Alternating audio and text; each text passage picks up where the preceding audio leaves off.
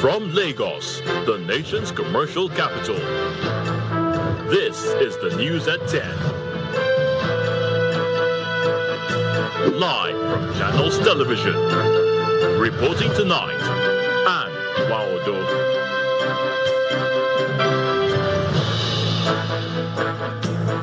Hello and welcome. Tonight, Borno State Governor Babagana Zulum visits rescued Ngozi abduction victims, commends federal government, armed forces and DSS for successfully rescuing 360 abductees.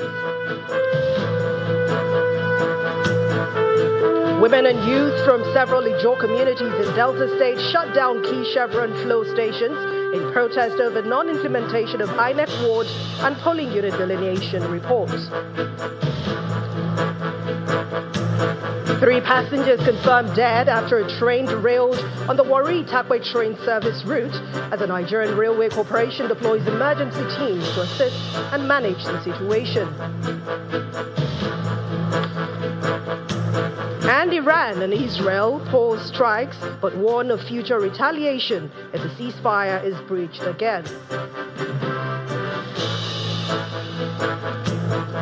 On business news, Nigeria's aviation sector comes under spotlight as IATA flags it among the world's most expensive markets for airline operations.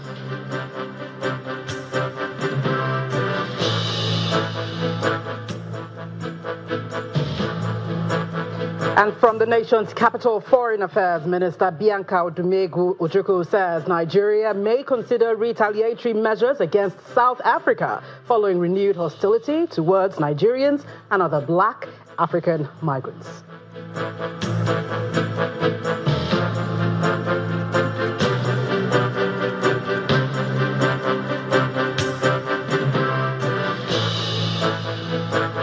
We begin tonight with security matters. As more positive reactions continue to trail the rescue of more than 350 abductees from Ngozi in Borno State, the governor of the state, Babagana Zulum, has commended the federal government, the armed forces, and the departments of state services for the rescue. Governor Zulum gave this commendation during a visit to the victims at Polka community, where residents of Ngozi are currently taking refuge. And according to him, efforts to reconstruct and rehabilitate the community are already underway. He also confirmed the latest batch of released victims comprises 357 persons, while about 82 others had earlier regained their freedom in smaller groups over the period of the abduction.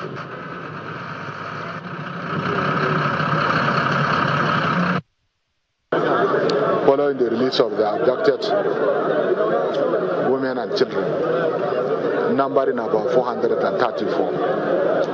What we saw this morning is about 360 that were released 2 days ago. But some weeks ago, 2 to 3 weeks ago, we have also received about 82, totaling about 434.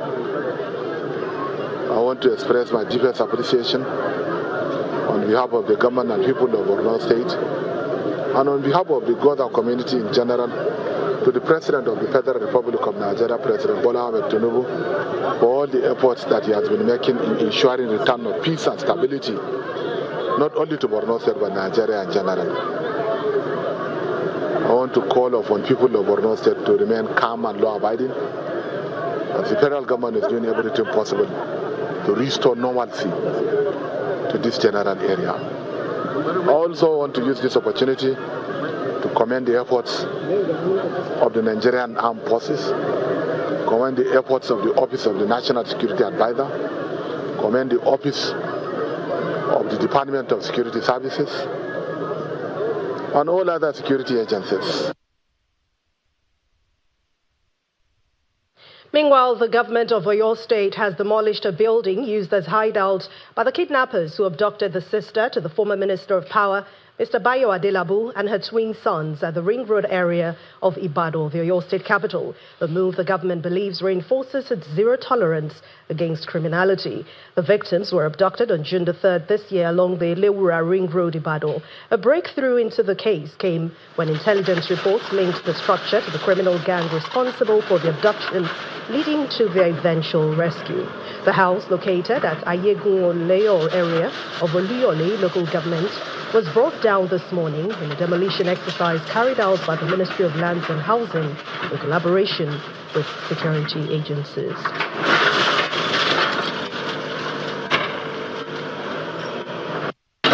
Basically to teach people, residents, landlords, agents should be careful on their transactions. From what I gathered here, he said the major guy, the planner, actually got this place about 6 months ago, and around February, and he moved in like 2 weeks ago. That means he actually got this for investigation. And besides that, it's quite unfortunate that the agent could not do like a due diligence search on this same person. And it's quite unfortunate too that the residents around here could not just come and say, hello sir, hello ma. We know this place has been abandoned for a while. So are you the new guy so that we can cover all these things? Education has been described as a powerful tool for combating poverty, ignorance, violent extremism, and other security threats facing Nigeria. And that position was reiterated by the Minister of Defense, Christopher Musa, and the Kaduna State Governor, Ubasani, during the commissioning of the Kaduna Christian Academy, which is a faith-based school donated by friends of the Director General of the Department of State Services, Oluwatosin Ajayi. Education has long been recognized as a powerful weapon against poverty, ignorance, and insecurity. It is this belief that inspired friends of the Director General of the Department of State Services to fund the construction of the Kaduna Christian Academy in Ungwambulus, Chikun local government area of Kaduna State. The project follows the earlier establishment of an Islamic academy in the Mbushia community, also in Chikun local government area. The Minister of Defense, the Kaduna State Attorney General and Commissioner for Justice, who represented the governor, and other top dignitaries arrived for the commissioning of the new facilities. Religious leaders at the event commend the initiative, describing it as a positive step towards interfaith harmony, peaceful coexistence, and community development. In those days in Nigeria, there was harmony between Christians and Muslims. But we don't have that again. We want to revive it. We have to do our best to teach our children the best knowledge in order to build the country, and we'll come together, we'll build this country again. On his part, Governor Ubasani, represented by the Attorney General and Commissioner for Justice, says the state government remains committed to expanding access to quality education, describing the academy as a symbol of hope for future generations. The significance of this facility goes beyond Ungwambulus and Sabon Tasha. It will serve as a center for learning, character formation, and leadership development. It will help nurture young minds and equip them with knowledge, skills, and values needed to become productive citizens and future leaders. For the Minister of Defense, Christopher Musa, the Christian and Islamic academies represent important non-kinetic tools for addressing insecurity through education and value-based learning. The enemies of Nigeria use radicalization and false narratives. Our best counter-weapon is the truth taught in a safe classroom. The Kaduna State Christian Academy, while serving the Christian community as named, stands as a symbol of interfaith harmony. We must open it to everybody. Stakeholders believe the two faith-based schools underscores the importance of education, community engagement, and social development in complementing security efforts and building lasting peace. And the Senate has set to ramp up deliberations on the establishment of state police as a matter of urgency this week, and that's part of efforts to address the growing insecurity across the country. Speaking at a media briefing with Senate correspondents in Abuja, The Senate leader, Opeyemi Bamidele, stated that the matter has gained priority among other issues in the ongoing constitutional review process. The Senate leader also described calls for a probe of the military at this time as unpatriotic, arguing that such a move would amount to displacement of priorities given the country's current security challenges. Our National Assembly correspondent Gloria Umezuke reports. Amid growing public pressure following the latest abduction in Oyo State and a string of similar incidents nationwide, the National Assembly is stepping up efforts to address the country's security challenges. At this media conference with the Senate leader, Senator Opeyemi Bamidele plans to ramp up deliberations on the proposed establishment of state police are unraveling. There have been a series of meetings with the Office of the Attorney General, the Chief of Staff to the President, the Inspector General of Police, and other stakeholders. Very serious meetings in the last 1 week. It's probably going to be the most important, the most topical and most crucial issue we'll be dealing with as a parliament this week. And what we have resolved to do is to isolate it from the rest of the bills that will have proposed constitutional amendment, so that we can vote on this ASAP in the National Assembly, so that the bill can be on its way to the 36 State House of Assembly. By the same token, and against the backdrop of calls for a probe of the military's spending, the Senate leader describes it as unpatriotic. It would have been out of order and out of tune, and it would have been a bad way of managing, a worse situation. He also speaks on the controversy surrounding lawmakers' remuneration and the purchase of 110 billion naira SUVs for lawmakers. They are official cars. Honorable ministers have fleets of cars, So for me, and again, what's happening to the to the parliament in Nigeria is not a strange peculiarity of Nigeria. Again, to make matters worse here, we have not told the public this is how much we earn, and hopefully this will be part of the issues that will be addressed going forward. There will be no way to address it than to tell RAMFAC to publish this, and in doing that, not only publish for National Assembly, public for honorable ministers, public for National Assembly members, public for all categories of public office holders. The Senate leader, who has so far sponsored up to 70 bills under the 10th Assembly, states that lawmakers are working hard to stabilize the economy and ensure transparency and accountability across the agencies, while promising to resolve thorny national issues, including the open grazing bill. From the National Assembly, Gloria Umezuke, Channels Television News.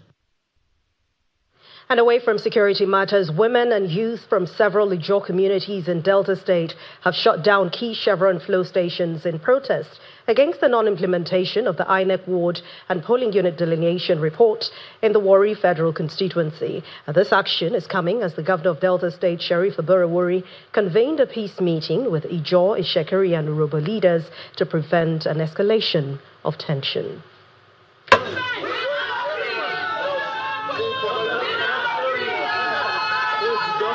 Hundreds of women and youth from Baramatu, Ogbejo, Isaba, Egbema, and Debiri kingdoms occupied major oil facilities, including the Abiteye, Olero Creek, DB Field, and Opwekeba flow stations, demanding immediate implementation of the delineation report. The atmosphere was peaceful but charged, with protesters singing solidarity songs, displaying placards, and insisting that the exercise is necessary to guarantee fair political representation. Protest leaders claim the action affected operations at several facilities, including ODD 1 and 2, Baton, Ogbanabu, Jones Creek, Otunana, Egwa 1 and 2, Abiteye, and Makaraba flow stations, with an estimated 400,000 barrels of crude oil production shut in daily. They insist the report of the delineation exercise presented by INEC must be implemented, or the stations will remain shut. All see they implement this so everything is shut down. So Tinubu, we not go agree. The pressure not too much. We dey wait, our work not dey complete. If our work not complete, who we want vote for? We want our work to complete. If one elect not implement our work to complete, this president will tell you to get light, you not go light. Nothing go light, we not go light any light. Amid the growing tensions, Governor Sheriff Oborevwori met with leaders of the Ijaw, Ishekiri and Urhobo ethnic nationalities in Asaba, urging all parties to embrace dialogue and maintain peace. We don't need a crisis at this time. We are coming together as one family. There's nothing that we cannot resolve. I've thanked the Ishekiri, I've thanked the Ijaw and the Urhobo ethnic nationality. We are going to work together to make sure there is peace in the Afela constituency. Representatives of the three ethnic groups pledged to avoid violence and continue engagement while awaiting further developments on the delineation process.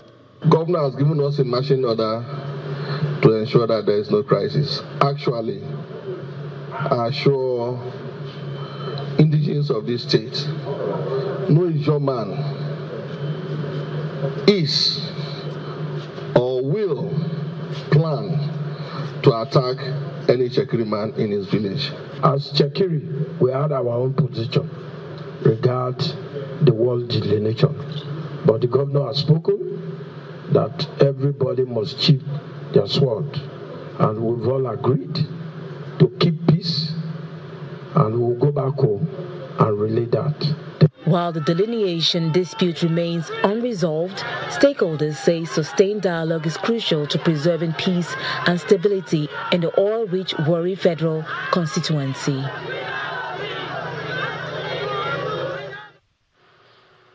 And in part two, after the break, Vice President Kashim Shettima declares Invest Lagos 3.0 Summit open, says Nigeria's $1 trillion economy goal is driven by enterprise investment and coordinated reforms across all government levels.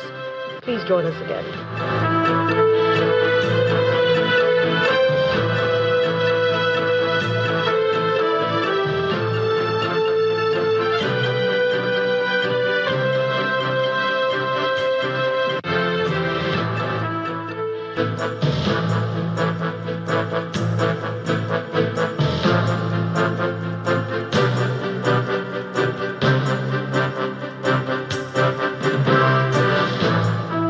If you've just joined us, you're watching the news at 10 on Channels Television, broadcasting live from Lagos. A reminder of our main stories. Borno State Governor Babagana Zulum visits rescued Ogoshe abducted victims, commends federal government, armed forces and DSS for successfully rescuing 360 abductees. Women and youth from several Ijaw communities in Delta State shut down key Chevron flow stations in protest against the non-implementation of INEC ward and polling unit delineation report. 3 passengers confirmed dead after a train derailed on the Warri-Takwe train service route as the Nigerian Railway Corporation deploys emergency teams to assist and manage the situation. And on the foreign scene, Iran and Israel pause strikes but warn of future retaliation if the ceasefire is breached again.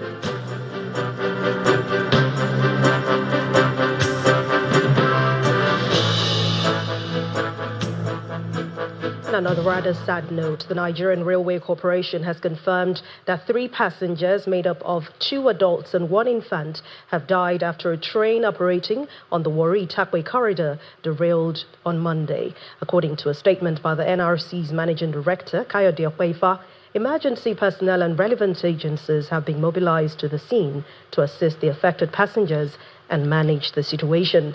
The statement adds that the corporation is closely monitoring development and it is expected to release a detailed information after identification and notification to the families of the victims. The Vice President, Kashim Shettima, has announced that Lagos is the economic gateway for Africa and it must not be taken for granted. At the Invest Lagos 3.0, the Vice President says the federal government will continue to implement policies that help the state to sustain its status as the business gateway, while encouraging other states to learn from Lagos and tap into ideas that make the megacity a competitive business environment.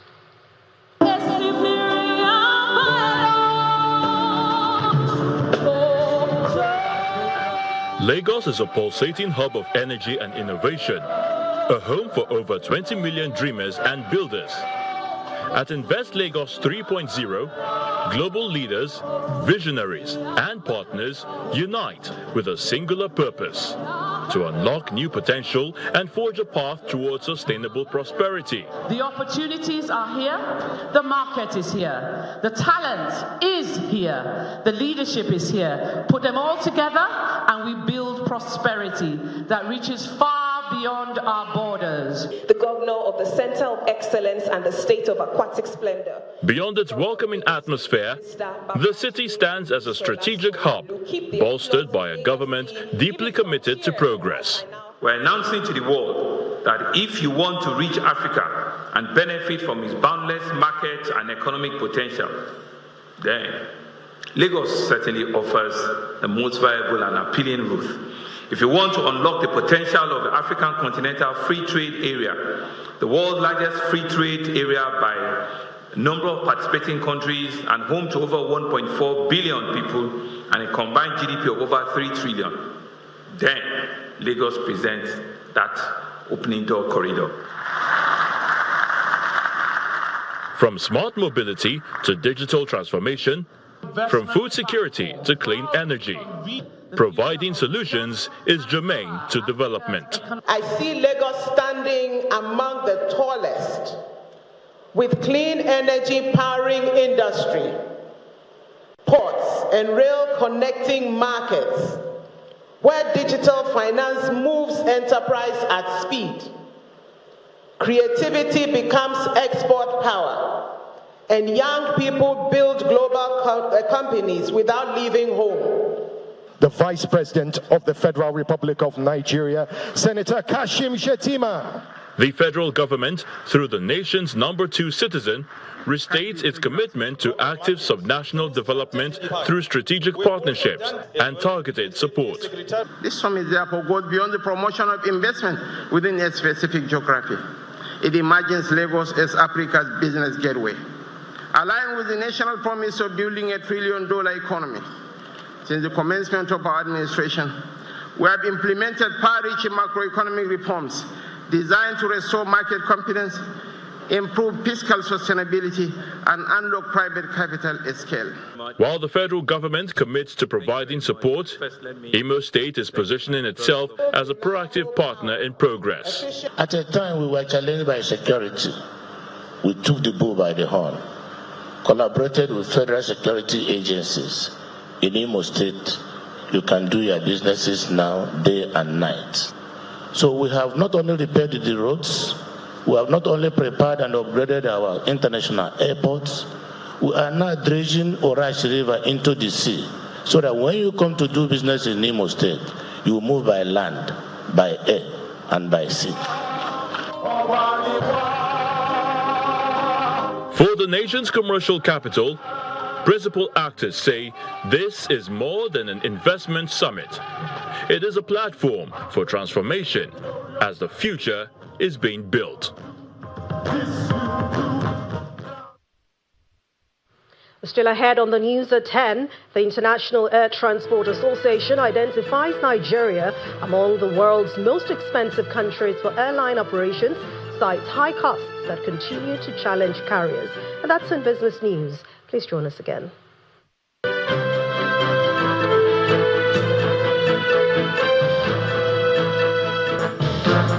Welcome back. You're still watching the news at 10 on Channels Television. It's been 5 years since the death of cleric and nation builder Pastor Emily Ige Imokwode. To honor her legacy, family, friends and mentees gathered at the Ajibsit Recital Hall in Lagos for an inaugural memorial lecture. The event, which centered on leadership and service, drew prominent figures who reflected on the life dedicated to faith, family, and country. Our correspondent, Chris Illems, reports. 5 years after her passing on June 8, 2021, the memory of Pastor Emily Ige Imohwede remains vibrant. The Ajib Recital Hall in Lagos is filled with family, friends, and those whose lives she impacted. All gather for the inaugural memorial lecture, curated to honor her values as a spiritual leader, mother, and nation builder. Opening the reflections, her son and chairman of Access Holdings, Mr. Aigboji Ige Imohwede, shares intimate insights into a woman who seamlessly embodied grace, virtue, and high ideals. She believed that life was not merely to be lived for oneself. She believed that every gift carried a responsibility. Every opportunity carried an obligation. Every blessing carried a duty to bless others. Nigeria occupied a very special place in her heart, and she was very, very deeply concerned about the way Nigeria was developing.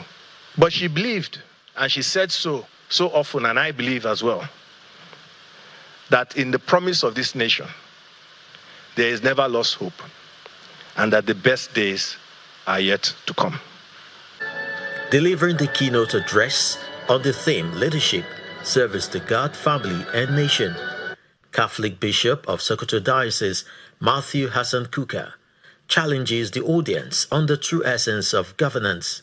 He juxtaposes political and economic leadership with the leadership of service, a quality he notes was the hallmark of Pastor Emily's life. You know, Nigerians always say, we are looking for God-fearing people who will govern us. Armed robbers are God-fearing. I don't want a leader. For me, God-fearing God, I prefer a leader who fears Nigeria, that has laws, that have consequence. Let us not deceive ourselves by thinking that God has chosen certain people, and that because we never chop remain, we cannot do good. This perspective sets the stage for a panel discussion led by the co-founder of Guarantee Trust Bank, Mr. Fola Adiola. Leadership, rightly understood, is not the privilege of being served. It is the burden and the joy of serving. The truest leaders we have known were not the loudest in the room. They were the ones who stayed late, who carried what others will not, who lifted people higher than themselves. Leadership is service that has accepted responsibility. Other guests also share lessons drawn from her life of service. To serve, you must come with a sense of focus, not a sense of entitlement. You must ask yourself, what do I have to offer? So leadership is giving and not receiving. So you give and then you may receive. She was a very remarkable woman. And not just that, she brought up a family that is exemplary. And that is what Nigeria really needs. Born on October 27, 1941, Pastor Emily Ige Imohwede's journey on earth was defined by devotion. Though she's gone, the rich legacy of service she left behind continues to serve as a beacon for generations to come. Chris Illems, Channels Television News. Let's continue the news at 10 now as we head to the nation's capital, Abuja, where Gloria Umezuke is standing by to bring us more stories. Over to you, Gloria. Thank you, Anne.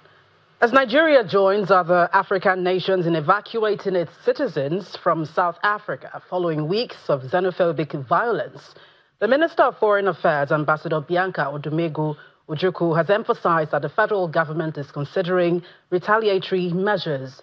Speaking with State House correspondents while leaving President Tinubu's office, The minister says efforts to evacuate Nigerians are on course, even as the number of those who want to leave continues to rise.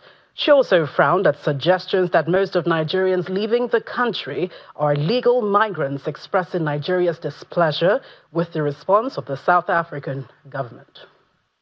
The repatriation is on course. Mr. President himself has reiterated the fact that this aircraft must come to South Africa, and our citizens who are imperiled will have the chance of getting on this aircraft to be brought back to their country. The figures keep increasing. There are several processes, as you know, that have to be undertaken by South African Homeland Security. They ensure that we screen our citizens who want to return. They also are part of the screening process. And once the citizens are cleared, they are given a paper that indicates that they're free to go, essentially. So once this situation started getting worse, the president directed that a crisis response unit be immediately set up within our consulate and also the Nigerian mission in Pretoria. Our citizens are being harassed. Our citizens, their properties are being looted. Criminal actions are perpetuated on our citizens. The police refuse to do anything. The South African government has not come out strongly, firmly enough to condemn these incidents. So our citizens are imperiled. They are in distress.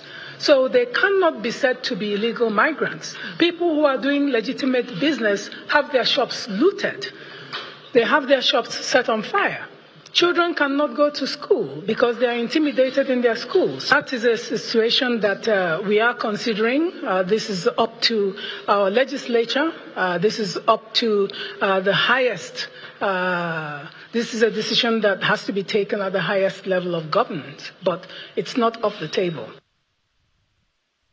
Still in the nation's capital, the FCT administration will on the 9th of June begin a 30-day marathon of project commissioning and flag-off in the nation's capital ahead of the scheduled activity, which is expected to have President Bola Tinubu in attendance. The FCT minister embarks on a final inspection tour to some project sites to assess the level of preparedness. Our correspondent Kumbi Apoluwadi reports. Preparations are in top gear for the Federal Capital Territory Administration to begin a 30-day project commissioning and flag-off in the nation's capital. A team from the FCT administration, led by the Minister Nyesom Wike, embark on a final inspection tour to some project sites, including the Outer Southern Expressway, Airport to Kuje Road, and an access road in Life Camp, to assess the level of preparedness. After inspecting them, the FCT minister shares his thoughts ahead of the commissioning scheduled to commence on the 9th of June 2026. Well, that's it. Consider my faces. Tomorrow, the president was likely commissioning the Ossex Road, which was the first place we visited this morning. And then, where we are now is the 5 Life Camp, where the president will also commission on Wednesday the 10th. Then on Thursday, the president will also commission the airport to Kuje village, which we also visited this morning. Those 3 projects are 100% complete and ready for commission. What's important to us is that we'll be able to achieve the timeline, and I commend the various contractors that are involved for keeping to their promises. Above all, we're very happy that the review are also happy. Even you, the media, are also happy that we'll have that defeat. In less than 24 hours, the FCT administration will begin a 31-day marathon of commissioning of projects and flag-ups in the nation's capital. Now, these projects, some of which are expected to be commissioned by President Bola Tinubu, is part of the FCT minister's drive to enhance connectivity and development in the territory. From the nation's capital, Kumbi Aboluade, Channels Television News. And it's over now to Will Ibong in Lagos for business news.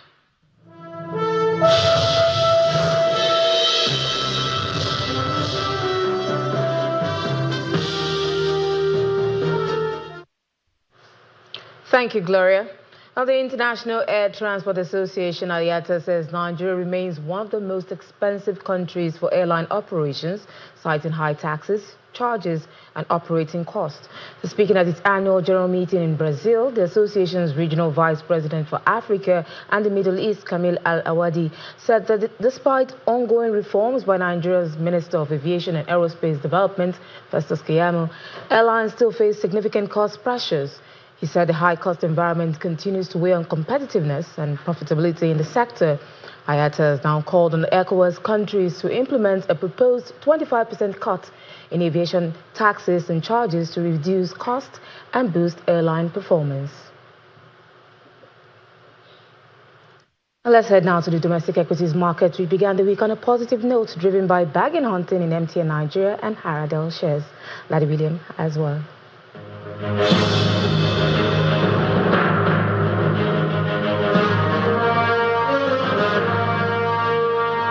And welcome to the stock market report. Well, the second trading week of June, it kicks off with some buy interest in MTN Nigeria, the likes of Aradel and a couple of tier 1 banks. We'll see MTN there with a bigger market cap, closing at 799 naira today, almost just about 1 naira more. I'll be at 800 naira level after losing that level last week.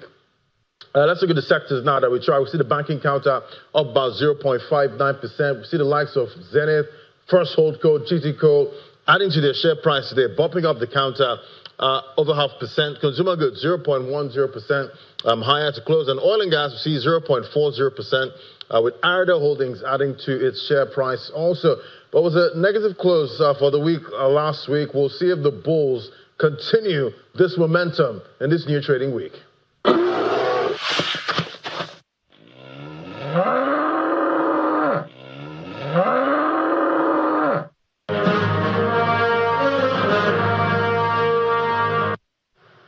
Thank you, Laddie. We'll see if the bulls can keep up. And let's check out the closing numbers for other major stock markets now.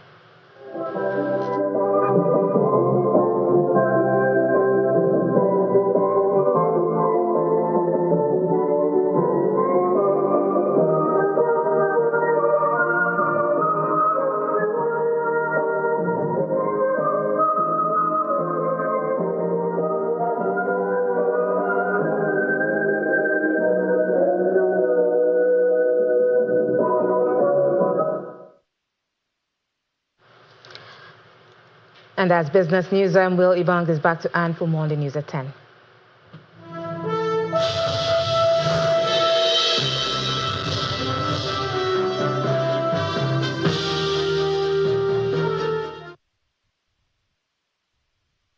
Thank you, Will. Outside our shores, Israel's Prime Minister Benjamin Netanyahu says that his country will pause strikes on Iran for now, but it will respond forcefully if strikes resume. Speaking on a televised address, he says the fire is contained, and this coming after Iran earlier announced it will stop striking Israel, and both sides have promised to retaliate if fighting continues. Again, let's join Simon Pusey with more international news and around the world in 5 from our London studio.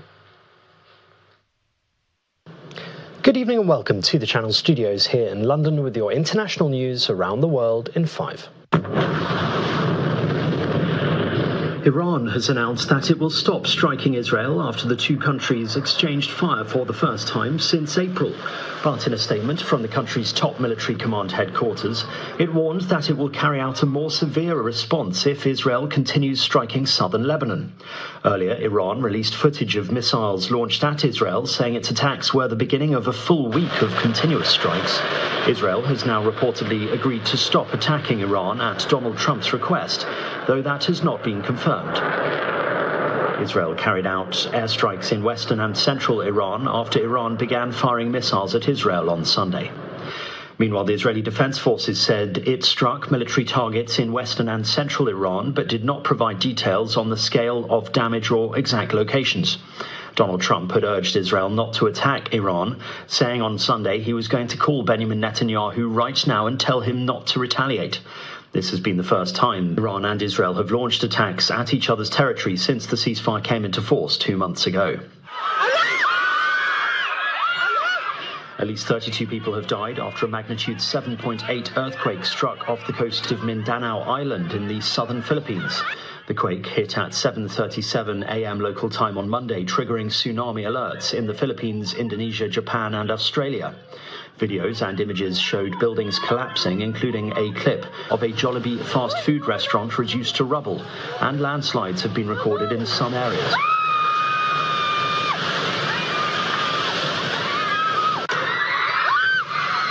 Here, pupils could be heard screaming at a school in Digos in the southern Philippines. The powerful quake caused an outdoor structure to collapse, but in a statement posted to Facebook, the school confirmed no one was injured, thanking staff and pupils for staying calm and orderly. More than 100 people have been injured across several provinces. Almost 24 are missing, and 10,000 residents have been preemptively evacuated. A group of 150 Malawians have been repatriated from South Africa amid growing worries about xenophobia. The repatriation follows violence in South Africa's Western Cape province, where there were reports just over a week ago, as well as the deaths of 2 Mozambicans in Mossel Bay. The Malawians were among a number of foreign nationals who had sought refuge in temporary camps in Mossel Bay, according to a statement from officials. Several other countries have also organised repatriation flights and transport after raising concerns about xenophobia in South Africa. Anti-migrant groups are demanding undocumented migrants leave the country and have set the 30th of June as a deadline. Armenian Prime Minister Nikol Pashinyan's party has won a crucial election, billed as being key in deciding whether the country continues to move closer to the West. Pashinyan's centrist Civil Contract Party secured 49.8% of the vote, with the Strong Armenia Alliance coming in second with 23.2%. The Armenia Alliance was third with 9.9%. The vote was the first general election since Armenia suffered a military defeat by Azerbaijan in 2023. It was viewed as a test of the Prime Minister's push to deepen ties with the West, while facing mounting economic pressure from Russia, its largest trading partner and traditional ally. Despite the geopolitical context, the real issue here is on sustaining the momentum of the government's policies in terms of normalizing relations with neighbors and diplomatic engagement with Azerbaijan and Turkey. The second real importance of this election is it is Armenia's third back-to-back genuinely free and fair election. And a diver who filmed an incredibly rare encounter with a great white shark in the Mediterranean Sea in May has described the moment as pretty special. It is thought overfishing has contributed to driving the species to near extinction in the Mediterranean. Scientists say people should not be concerned, as the shark, believed to be an adult male, was spotted many miles offshore between Tunisia and Sicily. Conservationists said they hoped the sighting may encourage governments to create marine protected areas in Mediterranean waters. It's important to me that no one gets scared, because it was offshore, it was in the central Mediterranean, it was not close to a beach where people could feel endangered. And this footage doesn't start any hunt for the white shark. And that's your international news around the world in 5. Now back to the Channel studios in Lagos.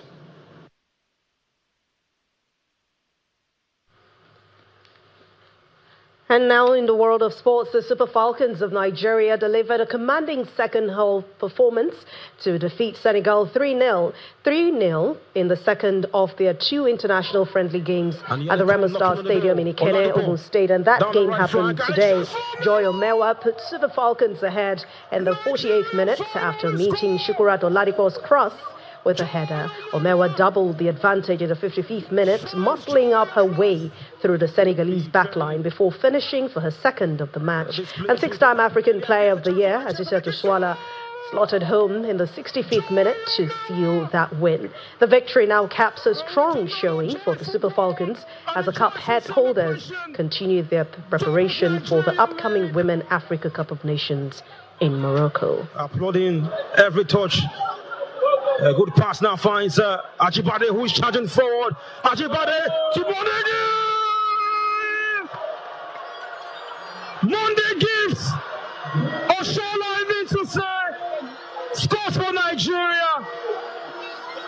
Asisa Oshola, rightly positioned to make it through for Nigeria. An award-winning Somali referee, Omar Atan, set to be the first from his country to officiate at the World Cup final, has been denied entry to the United States. An official of Somalia's Ministry of Youth and Sports, Aden Bashir, says that officiate at the June-July World Cup finals in Canada, Mexico, and the United States. France defender Brahima Conte has agreed a 4-year deal with Real Madrid after leaving Liverpool. The official announcement of his arrival on a deal until 2030 is expected on Tuesday. The 27-year-old will now face several France teammates, including Kylian Mbappe. It will be his 4th club after stints at Leipzig and Liverpool, where he arrived 5 seasons ago. And former Italy international Fabio Grosso has signed a 2-year contract. Grosso is an Italian football hero for his exploits during the Azzurri's triumph at the 2006 World Cup, at the 2006 World Cup under Stefano Pioli and Paolo Vanoli. He played with the relegation last season before finishing in 15th position. And for the first time in his career, the 48-year-old will be at the helm of one of Serie A's big clubs. That's it in sports. And the main news again. Governor Babagana Zulum of Borno State has visited rescued and Goshe abducted victims, commended the federal government, the armed forces and the DSS for successfully rescuing 360 abductees. Women and youth from several Ijaw communities in Delta State have shut down key Chevron flow stations in protest of the non-implementation of INEC ward and polling unit delineation reports. That's the news at 10 tonight. Thank you so much for watching. I'm Anne Umawado. Good night and please stay safe.